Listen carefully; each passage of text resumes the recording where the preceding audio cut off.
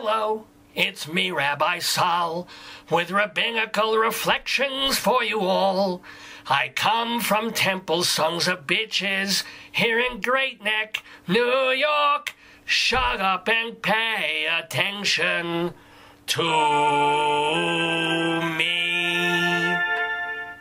Shalom, damn it! This is Rabbi Sal Solomon, founder and spiritual leader of Temple Sons of Bitches, with a rabbinical reflection for the end of the year 2021 AD, after Delta.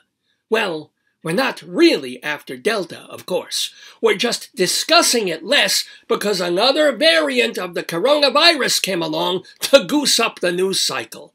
Honestly, I think the whole Omicron thing was started by Hilaria Baldwin just to get her husband's name off the front page. But, my friends, it's certainly been a year. Again. You know, there's something to be said for pessimism. At least you're not disappointed when everything goes to shit. So, in 2020, we made it through the first wave of the pandemic, the triage tanks, the refrigerator trucks, the Zoom fatigue, the hidden charges for Instacart deliveries. And with 2020 hindsight, the vaccines came. Hallelujah! The government went to Big Pharma with a blank check and said, do something. And they did. By New Year's, all these old people who were dying of COVID in nursing homes could get vaxxed and go back to dying of the flu. We all breathed a sigh of relief when only months after the explosion of COVID, Pfizer, Moderna, and one-shot blood clot Johnson & Johnson proved that modern medicine could change the game. Unfortunately, viruses are like robocallers. If you block your number in the morning, they just find another sequence of digits to call you again at dinner. So COVID morphed into Delta, which spun into the more contagious but milder Omicron. By the time we get to Upsilon, everyone will have it, but it will just be constipation and hangnail. Still, we must be careful, no matter how careful we are. Double masked, triple vaxxed, quadruple sanitized, the CDC messaging is still, go on with your normal life. But don't do anything normal. As we end the annum, Broadway shows are closing, sports are canceling, hospitals are filling, the Rockettes even postponed their Christmas show until after Christmas. Now it'll be the Lent Spectacular. So, 2021 was really the year to get our hopes down. In New York, we looked to the Cuomo brothers for inspirational pep talks, which was like asking the New York Jets for tips on scoring touchdowns. We looked to reunions of Friends and Sex and the City for nostalgia, only to realize that women who are no longer cute are immediately irritating, and that just like that, Chris Noth is a rapist. We heard right-wing Republicans decrying vaccine mandates because the government has no right to tell them what medicine to put in their bodies. Sounds reasonable, until you remember these same people want to tell women what to do with their bodies. And now, with the homemaker harpy, the college rapist, and the pubic hair schwarzer leading the Supreme Court, they may get their chance. Not that America needs even more polarization. On January 6th, we realized half the country still believes Donald Trump won the election, that COVID is just the flu, and that country music is listenable.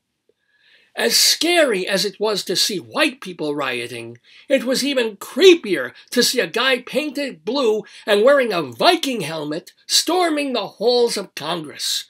Doesn't he know the clowns in Congress don't need makeup? So we distracted ourselves from the yuck of the year by watching unbelievably rich entrepreneurs and William Shatner go into space. They didn't visit the moon or anything, they just went up in the air. Big whoop! That's like going to a multiplex and telling the ticket guy, no, thanks, I'm just here to enjoy the lobby. At least people started going to the movies again. Well, superhero movies. The rest they're watching on TV because that's the only pastime people can afford. Between health insurance and home prices, you either have to sell an organ to buy a house or sell a house to buy an organ. And then you have to rent the organ out just to buy groceries. But at least 2021 was instructional. We learned something. We learned that just because you get rid of a bad president doesn't mean the next president will be good. Joe Biden, who always looks one step away from competence and 2 steps away from assisted living, has a knack for finding the failure in success. He pulls us out of Afghanistan, and we look like the Keystone Cops in the process. Biden signs a $1 trillion bill to revamp America's infrastructure. But his $2 trillion domestic bill gets torpedoed by one centrist Democrat. Biden tries to reverse Trump's anti-immigration policies, and so, big shock, thousands of illegals we can't handle swarm to the border. President Biden did keep the economy going during COVID, with numbers for both Wall Street and unemployment remarkably good. But that's because people are working to shell out $4 for gas and $10 for bread. And that's if the bread makes it to the supermarket in the first place. Turns out, a supply chain is only as good as its weakest link. And this year, that link was the Suez Canal, where the good ship Ever Given got stuck like an impacted bowel movement. The whole year, 2021, felt like the Ever Given. Each time we pivot with hope to a different direction, we'd hit another sandbar. Tokyo held an Olympics that nobody went to, apart from a couple of U.S. athletes who got the twisties and tanked. Radical Democrats called for defunding the police and then backtracked when rampant crime made their cities more dangerous than a Travis Scott concert. R. Kelly went to prison, presumably filling the space just vacated by Bill Cosby. Britney Spears finally became a legal adult, just in time to join AARP. And then, race. You had black people getting angry because the jury found Kyle Rittenhouse not guilty for killing 2 white guys. And when policeman Derek Chauvin was found guilty for suffocating George Floyd, all America heaved a sigh of relief. They even put up a statue of Floyd in a Manhattan park, and it was quickly defaced by an unemployed actor. Sorry, that was redundant. An actor. But how dare he? After all, if we're pulling down monuments of Civil War generals and founding father slaveholders, why not replace them with a counterfeiting drug addict whose biggest life accomplishment was holding a pistol to a woman's stomach during a home invasion? Then again, when you come right down to it, whether the statue in the park is of Abraham Lincoln or Robert E. Lee, it's still just a pigeon toilet. But before we flush this year down the crapper, we should take a moment to remember some of the people we wish were still afloat in 2022. Farewell, Willard Scott, whose 100th won't be sponsored by Smuckers, and Bell Hooks and Anne Rice, you fine literary motherfuckers. We'll miss Charlie Watts and his incredible drumming, Mort Saul and Norm MacDonald, who kept the comedy coming. Goodbye, Cicely Tyson, God finally took her. And old Cloris Leachman, you know, Frau Blucher.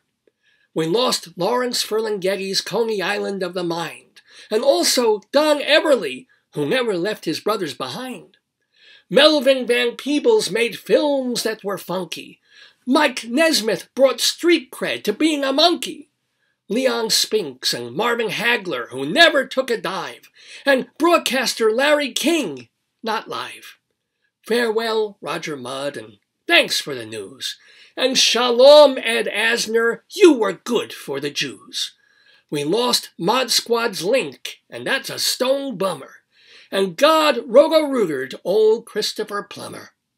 Farewell, Nancy Griffith, who sang with her soul, and two decent statesmen, Mondale and Dole. Shalom, Jackie Mason, and thanks for the funny. Bye-bye, Bernie Madoff, shtup you and your money. Phil Spector's bad deeds are interred with his bones, and Tawny Katane, I wish he had clones. We lost Ned Beatty, who, like a pig, did squeal. And how about a Mr. Mike drop for Ron Popeil? And last, but not least, Stephen Sondheim made his mark with Gypsy and Sweeney and Sunday in the Park. But just when these deaths make it seem dark as night, remember with joy, there's still Betty White! And so, my friends, my enemies, as we shuffle off the mortal coil of Covicious 2021 into I'm a Crazy 2022, I can only wish you all healthier, happier times, hope when things seem hopeless, and hot pastrami because, well, it's hot pastrami. This has been a rabbinical reflection from Rabbi Sal Solomon, Temple Sons of Bitches in Great Neck, New York. Shana Tova, be glad this one's over.